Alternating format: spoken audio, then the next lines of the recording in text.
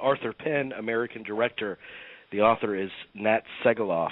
It is a great book, a great account of a 60-year career, from television to theater to the Actors Studio to great films like Little Big Man, Bonnie and Clyde, Night Moves, The Miracle Worker.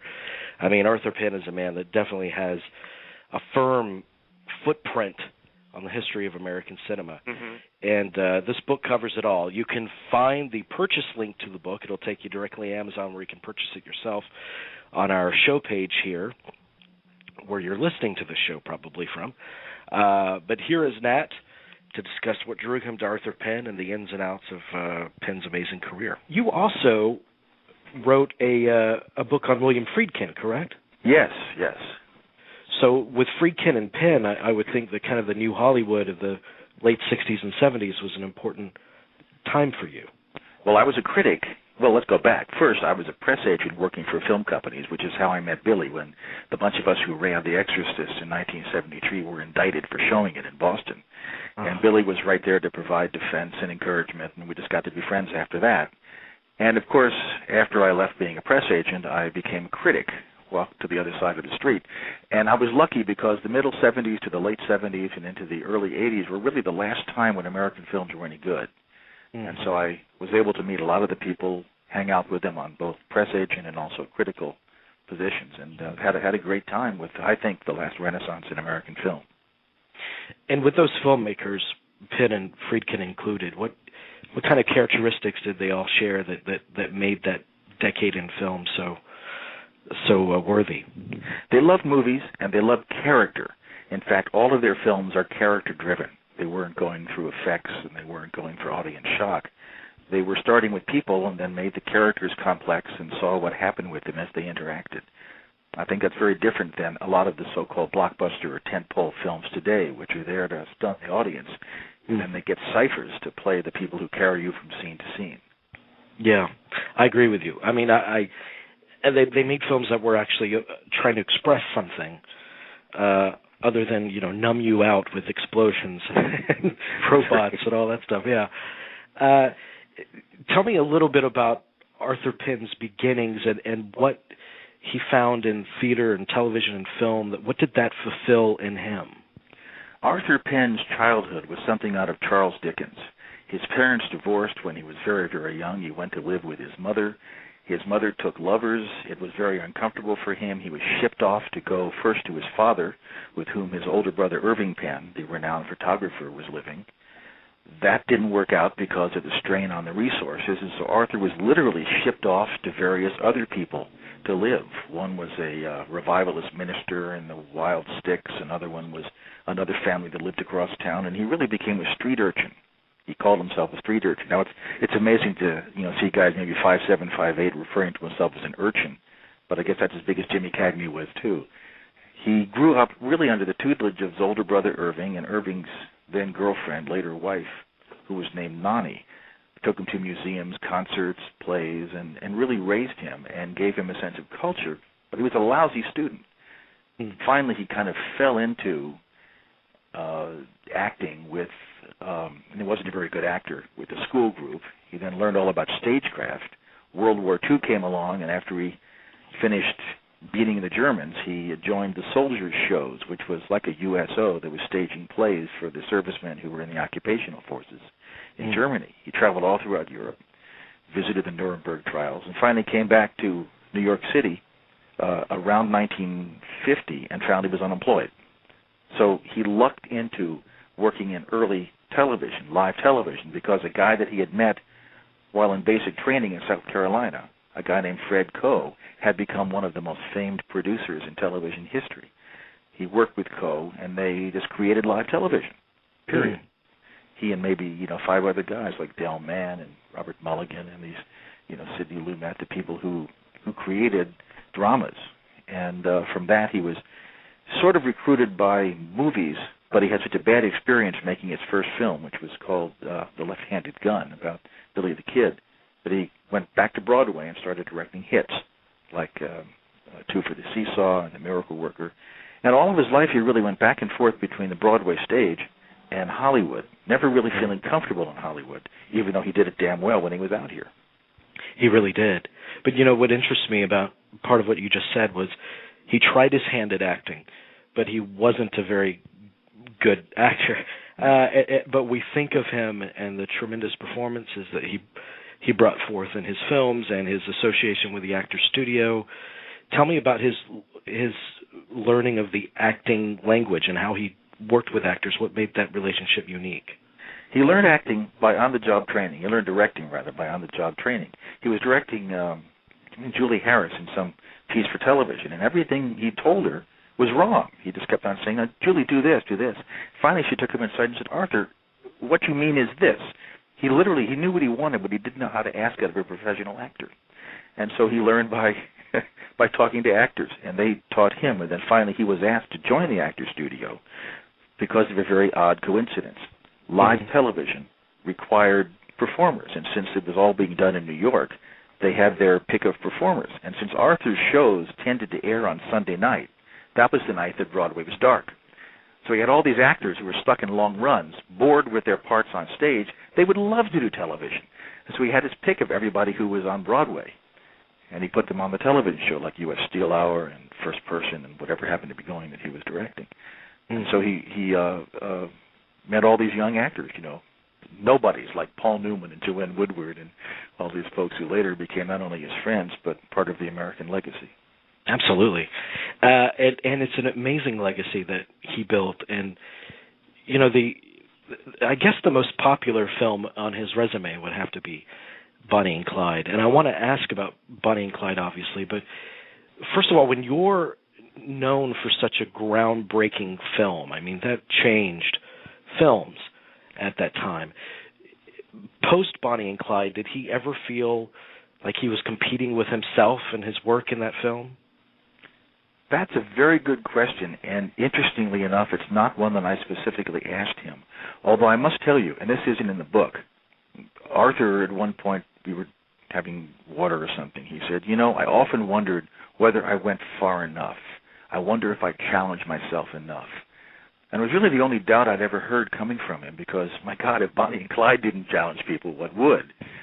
But there were times, I think, he just knew he had so much freedom, and he intended to use it. Right after Bonnie and Clyde, he made a film called Alice's Restaurant, which was so small that people wonder, why did the man who made this blockbuster make Alice's Restaurant? Well, the reason was he needed money, because the money hadn't been coming in from Warner Brothers yet for Bonnie and Clyde. Then after Alice, he used his power to make a film called Little Big Man, which was one of the first American films ever to take the Native American side in history. Yeah. But each of those was a struggle, and so I think his sense of revolution wasn't trying to change film syntax as much as it was trying to get subjects on the screen that had never been done before. Right. So to get into Bonnie and Clyde, and then we'll get into some of the highlights of the remainder of his career. Bonnie and Clyde was, speaking of dealing with actors, it was kind of a baby of Beatty's, correct? Yes. And Beatty was a very strong personality. I mean, I've talked about his work with Altman, and there was a definite clash there that produced a beautiful movie in McCabe. Mm-hmm. But what was their chemistry like on Bonnie and Clyde? The Bonnie and Clyde story is so complicated that you probably have to read 3 books to make sense out of it. Because, with a hit, everybody is a hero. But Arthur acknowledged readily that Bonnie and Clyde was Warren Beatty's triumph, and his tenacity made it happen.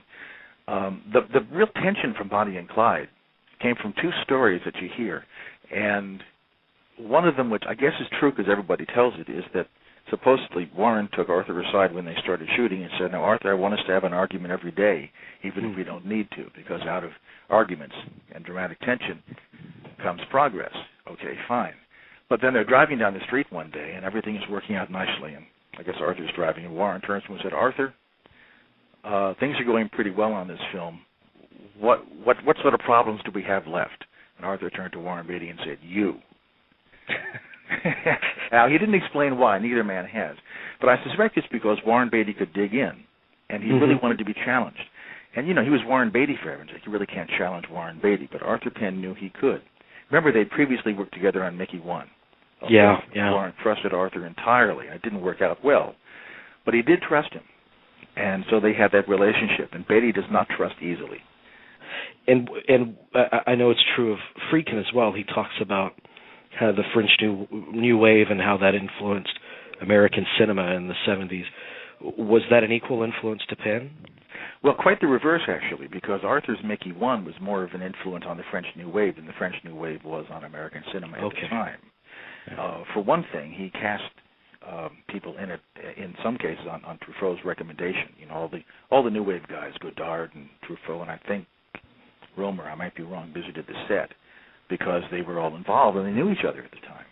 Warren Beatty, I don't know if that was before, during, or after Leslie Caron, but he leaned on her to introduce him to Truffaut, who was about to do Fahrenheit 451 because he wanted to be in it. And it was just, you know, one huge international scene of filmmaking. So I think the New Wave and Arthur kind of grew up independent of each other, although the Nouvelle Vague did like Arthur's first film, Left-Handed Gun, and celebrated that far more than the American critics ever did. Right. The cross-pollination is a hard thing to track in movies. It is. Do you think, is there a film of his, though, that you think is woefully undervalued or unrecognized? Yeah, and I think it's Penn and Teller Get Killed. You talk about a geek. I love Penn and Teller personally as well as professionally, because it's a story about these two bad boys of magic.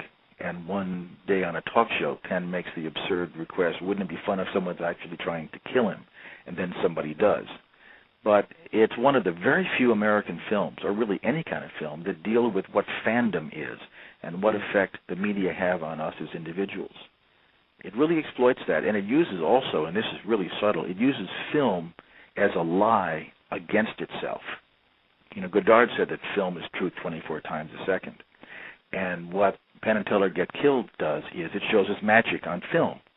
Well, you know as well as I do that film itself is magic. You can't do a magic trick on film. It's all special effects. So Penn and Teller and the other Penn designed the magic tricks to look real on film, but if you think about it, they're not real. So everything in the film was a joke on the audience. Everything in the film was an illusion. And so we're being shown an illusion in the medium of film, which is an illusion. Yeah. It kind of lost the critics at the time, except for a few of us.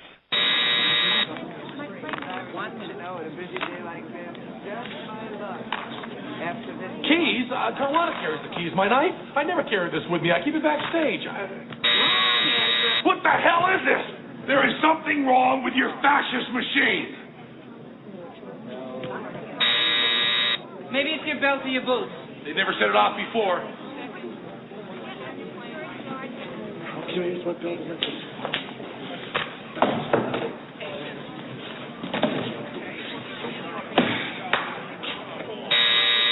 The machine is shorting out. It's like hell. It's taking control. It's out of its mind. Unplug it.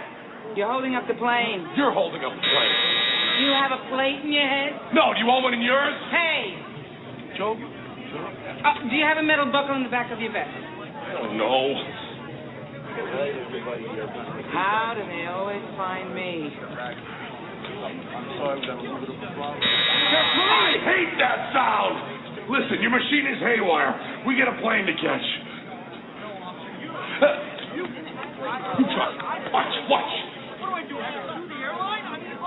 He's wearing the same clothes as I am. It's the same outfit. We match. We're like twins. Is my shirt made of metal? Take the shirt. Take it. Here, take my underwear. I will go to Philadelphia naked. I'm ashamed to say that I haven't seen that film yet. No one. It's not on DVD. Maybe Warner Custom Burning will get it to you, but it's impossible to find. But that's very telling, though, because that film came in the latter part of his career. So he had obviously never lost his edge or his passion for the business, even or for the craft of filmmaking, even though the business had changed so rapidly around him. Around that time, he went to a preview of the film with a friend of his, and it was some blockbuster or whatever, and they were showing the movie. This is a studio sneak where they hand out cards afterwards and do focus groups. And after the film screened, they handed out cards to the audience members with questions like, do you like the ending of the film? How is the music? Do you like the characters? Were they likable enough for you? What should we do with the ending? And Arthur turned to his friend and said, well, that's it for me. Because you can't make film, even by democracy. It has to be one person's vision, right or wrong. And in point of fact, after, that was before Penn and Teller got killed, he never made another feature film. Yeah. Tell me about his relationship, his association with the Actors Studio. How did that build? Well, of course, it wasn't the Actors Studio at the time he was involved. It was a bunch of guys doing lessons. It didn't have the prestige, but it certainly had the interest and the brilliance. And he was asked to join and audit and work out scenes with these various actors whom he was working with anyway. It becomes a complicated relationship through the years because he was with them and then not with them. Eventually, he became the president of the Actors Studio, and then there was a falling out over curriculum and the new people who were running it.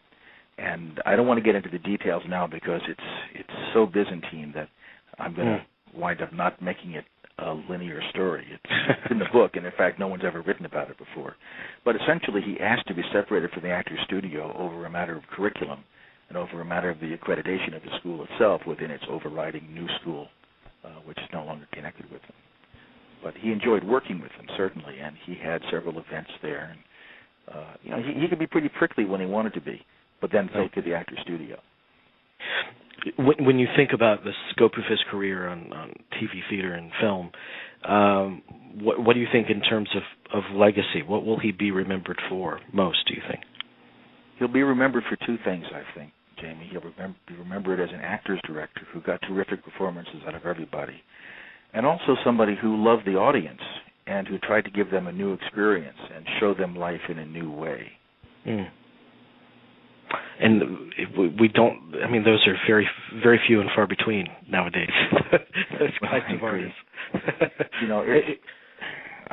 He also became a personal friend, I must tell you, and I hope you had this experience sometime, maybe you already have, of being able to literally sit at the feet, in my case, of the man who made me want to make movies, and be able to ask him any question, not just about movies, but about life and about experiences.